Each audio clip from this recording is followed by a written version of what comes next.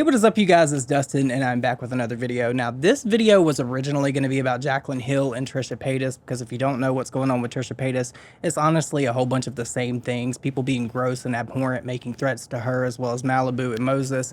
It's just really gross, and I wanted to speak out on that, and I was going to make a video about that, but I just think I could sum that up pretty quickly. Like, you people are trash. If you engage in this, if you condone this, you're pieces of... And there's not really much more that I can say about that. Now, let's speak about Jaclyn. Now, you guys know that Jaclyn just got married. She's now Jaclyn Torrey, and she's changed her Instagram bio. It no longer says cozy or owner and CEO of all these different companies, because she's changed it to like dog mom and cat mom, which is very weird, because if you know anything about Jaclyn, she said she was allergic to cats for years. I know that there was a whole thing going on with the cat and her allegedly like stealing this cat. I think that turned out to be false or something. I'm not entirely sure, because I really didn't care about Puss Puss. But since I announced that I'm doing this series basically exposing the beauty community and the beauty drama community, I've had a lot of people. I've had very different reactions than I originally thought. I didn't think that people were going to have a problem with this, only because they were so comfortable in doing these things that they did to me. So I don't understand why they're feeling some kind of way about me coming out and telling my story now. That's just very weird that so many people in the background are scrambling now and upset that I'm coming out to tell my side of things. And I'm just going to get one thing out there in the open now for you guys to know. I am going to be talking about Sam here for the tea quite a bit, because she played an instrumental role in like trying to take me down and mar my name with different things throughout the years that I've spent on YouTube. You guys know this is documented very well, and I also documented this for myself in the receipts that I'm going to be showing you guys in that series. So if you didn't do anything wrong to me, if you were not mean or foul or just downright abhorrent to me, there's really nothing for you to worry about. If you didn't do anything wrong, there's nothing you should worry about being put in my video. Now, if you did, and you'd like to confess and openly tell me and admit what you did, that might be a different story. But none of these people that I'm going to be putting in this series will ever admit to anything, even though I have factual receipts to prove this. I have shared my research with multiple different people, and all of them are just flabbergasted. They honestly think that this is going to start another Dramageddon, and I'm not even saying that to hype this up in any way. Literally, like, out of the 3 to 4 people that I've shown, they've all said the same thing. So I know that I'm not crazy. I feel like I was gaslighted a lot of the time that I was on Twitter, specifically because Twitter breeds toxicity, and the people that followed Sam were just horrible, terrible, awful people, as well as her. But I will say, she is not the only thing that is going to be in that video. There's going to be a ton of things that you guys did not know, that you were not made aware of, and a lot of people were asking me questions as to why I'm just now coming out with this. Well, I mean, I've had a lot going on in the past 3 years of my life. I got out of a relationship, I started a new relationship, Nick's mother died, my mother died, our house burnt down. So you guys are gonna have to kind of give me a little bit of grace on that. But aside from all of those things that you guys know about, there was a lot of things that went on behind the scenes, like people blackmailing me, trying to extort me for money, all kinds of different fucking things that happened to me. And I'm not saying that that's solely based on Sam, but I will say that a lot of the affiliates that she made and a lot of the people that repped her and pushed so hard for her and defended her the way that they did, they participated in it. So now it's time for them to feel the way that I felt, but I'm actually going to do it with the truth when these people did this to me with lies. So with all that said, I did put out a tweet the other day, and I said, since we'll all be coming clean very soon in the drama community, I feel like doing a Q&A, so ask away. Your replies may be included in my video. And boy, did you guys turn out for this one. Now, I'm not going to say that I'm going to go all the way through these, because there's a lot, but you guys did ask me some very spicy questions, and I am more than happy to answer them. I'm also going to look over these, and I might include some of these, and I might make topic points for some of these in my upcoming series. So coming in hot right out of the gate, Courtney replied and said, have you listened to the recording Jeffree Star has? Is it as bad as we all think it is? I just want to clear the air on this, because there's some people that believe I have heard this voice memo. I have not. It was offered to me, but I declined. However, there are people that I have spoken with and watched videos of that have heard this voice memo, and I do believe it to be credible. I think that there was a lot of drama surrounding that, and nobody wanted to touch it because they thought that it would out someone. And I don't want to hear it just simply because that is something that I think should be made public if you're going to make a big accusation like that. And if you know that someone is actually being a predator and doing these things, I think the public should be made aware of that. I have always believed that this voice memo is real and that it has some kind of consistency to it, or it would not be held over James Charles' head the way it is. But to answer your question, no, I have absolutely not heard it. But the people that have said it is very gross, very disgusting, and very damning. Demi Without a Date said, if you were one of us, what would you ask yourself, or what do you hope we ask? This is actually a really hard question, considering I don't know what I would ask myself because I already know the things that I would say in response. I don't know, maybe I'm like dissecting that too much. I feel like my brain is trying to do like mental gymnastics to understand this, but if I were you guys watching me, you guys already do a really good job of asking questions and really putting things together, because I feel like I just like put the information out there for you guys to discern for yourself and then make your own conclusions. And I feel like you guys all do a really, really good job of that. And you guys have been doing it that way for years. I've always said that the comment section is where all the tea is. I'm just bringing some of it. So for questions that I think you guys should ask me, I really don't know. I'm really bad at asking people questions. Oh, I'm going to get in trouble for this. So Katie replied to me and said, what does everyone think of Teresa Romer? And I'll have to tell you, I haven't really thought about Teresa Romer a lot, if at all, ever. She's never really been on my radar, but I really did love her in the movie Wrestler.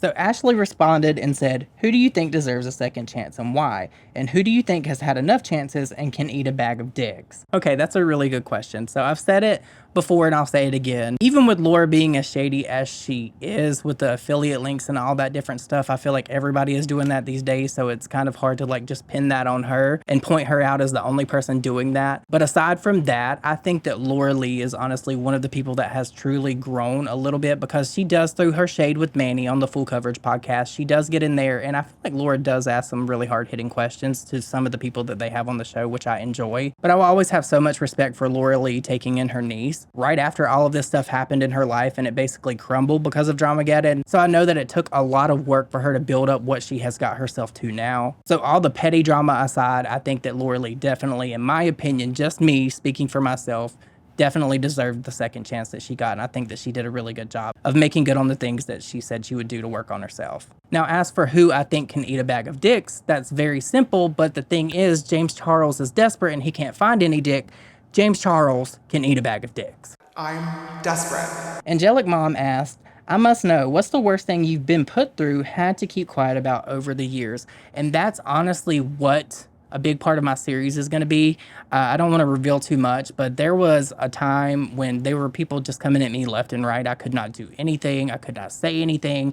Video after video was being made about me. I had people threatening me. I had people like posting revenge porn of me. All of these people thought that this was so funny and they were getting their entertainment from my misery, so that's really sick. But even the revenge porn aside, I think one of the hardest things that I have been put through is knowing what I know and not being able to speak out publicly about it because of fear of somebody retaliating or someone coming after me or someone like harassing me all day, every day. These are things that I was going through already. So imagine if I came out with some of the things that I know and I actually told what happened and my experiences with some of these people, it would have probably gotten 10 times worse. No, matter of fact, I know it would have got worse just because I know how these people are and how they operate. They're evil, maniacal pieces of shit, and they are hell-bent on destroying anyone that does not agree with them. And to be quite frank, I'm just done with all of that shit, and that's why I'm doing the series. B replied and asked, do you think after everything comes out, will it change how people see the beauty community? See, I don't want to even like speculate or put that out into the universe because that's not my goal.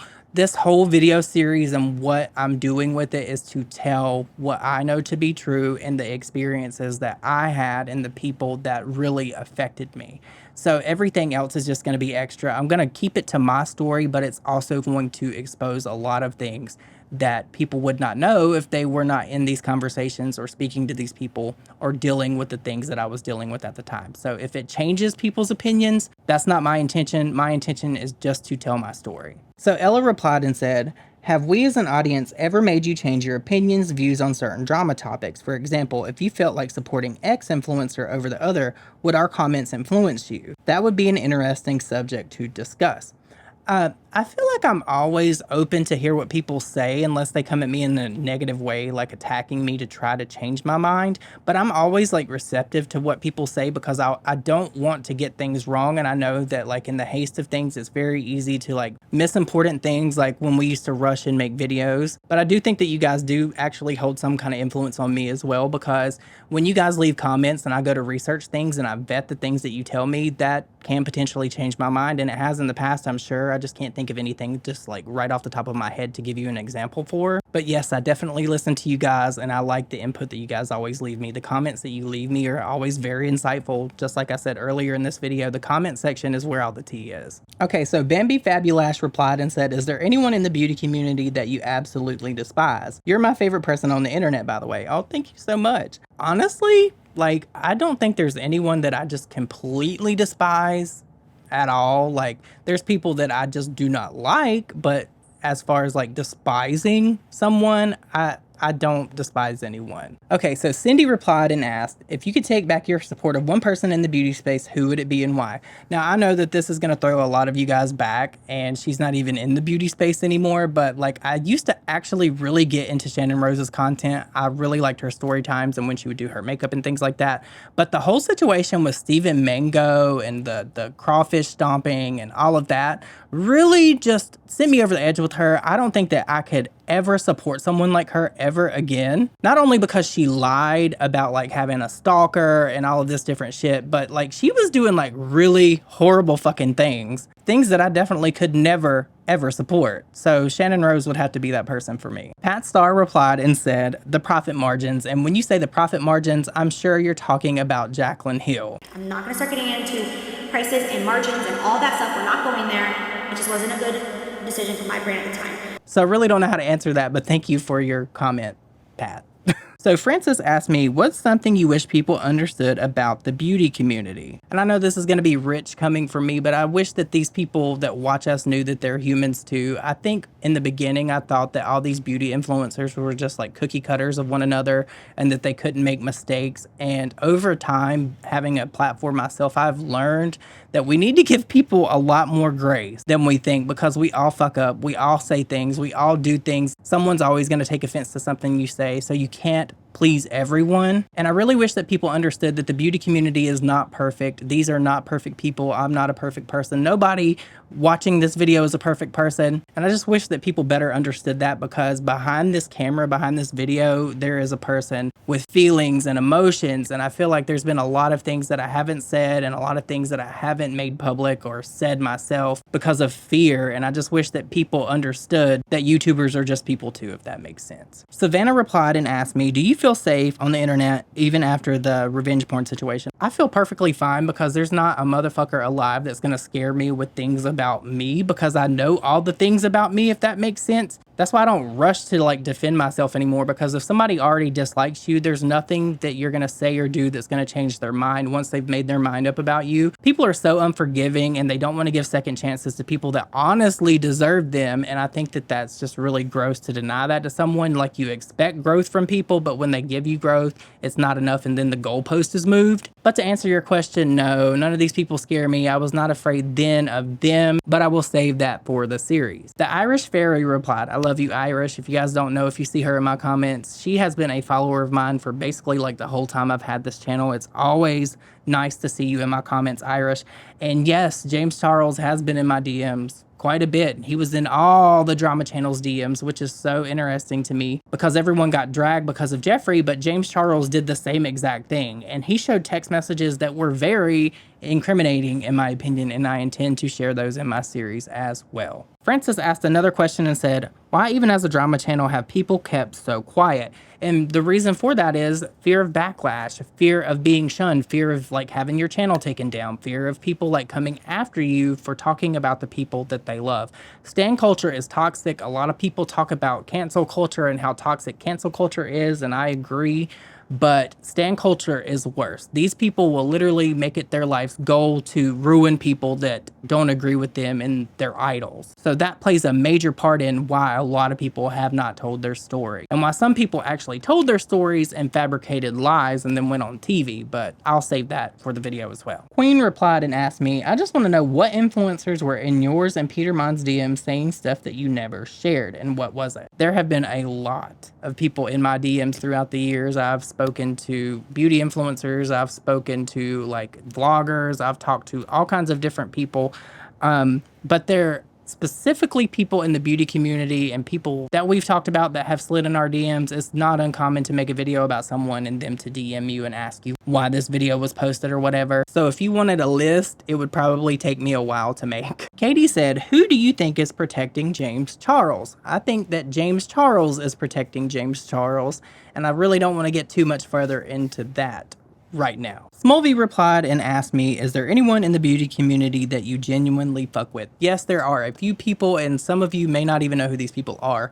I love Veronica's Addiction 2.0. She has a YouTube channel, but I don't think she posts on there very often. I love her and her husband and her kids and her family to fucking death. They're amazing people, but she does like Facebook live streams. She's always on there. She's always putting on makeup or cooking food for her kids, and she cooks some really good food, you guys. She's cooked for me, like personally, like we're friends. I adore her so fucking much. Also, it should be like very obvious that I'm best friends with Jennifer Gerard. Jen's in the beauty community, and she's been in the beauty community for a really long time. She is one of my very best friends and confidants. I adore Jen as well. She's a very good person. Ala from Moonslice Cosmetics is a fucking gem. She is one of the sweetest people that I've ever met in my entire life. I love Marlene Estelle. I feel like she has gotten a bad rep because of Jacqueline all these years for her telling her story, but at the end of the day, that's Marlene's story to tell. I feel like she gets a lot of flack where she shouldn't. I fuck with her heavy. I also really love Wendy Lee. She has TikToks and she has an Instagram account. Like, the transformation is real. But you guys honestly let me know what your favorite beauty gurus are that you fuck with. It doesn't have to be like a YouTuber or an Instagram person. It can be a Facebook person, because I've been getting into like watching beauty on Facebook. Like, it's a thing. Aussie Chick replied and said, coming clean about what, Dustin? Intrigued. And just to be frank, in me telling my story, it's going to expose other people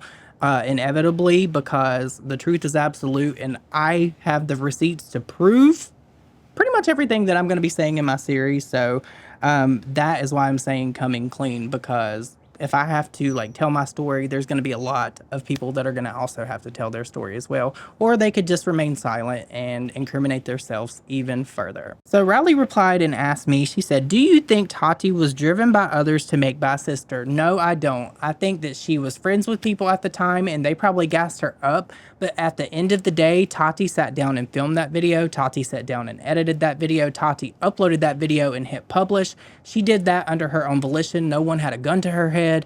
No one made her do that. So no, I have never thought that anyone forced Tati into making that video. And it's really funny that this gets brought up, because this is going to be a big talking point in my series as well, because I have feelings and opinions, and I've been vocal about those feelings and opinions publicly for years. It just fell upon deaf ears, and now that there's new information, I think it'll just be really interesting for you guys to see and for me to share. I'll just say that. Pink Shoes asked me, what is Shane Dawson like in real life? Now, to be completely honest, I have never met Shane Dawson in real life. I did have an opportunity, but I did not make it to meet him that day. But as far as like in DMs, it's always been very short, a few messages here, a few messages there. It's never been like a rapport that I've had with Shane Dawson, but he's always been kind, and that's really the only thing I can say about that. More Musty asked me, is there a group chat or something for all the T channels? There is a group chat that we've had for years, literally like how many years at this point? Like 3 or 4 years. It's just me, Nick, and a few of our friends, and it's honestly a safe space for all of us. We trust one another. There's never been anything that has came out of that, and it's the way that group chat should be conducted.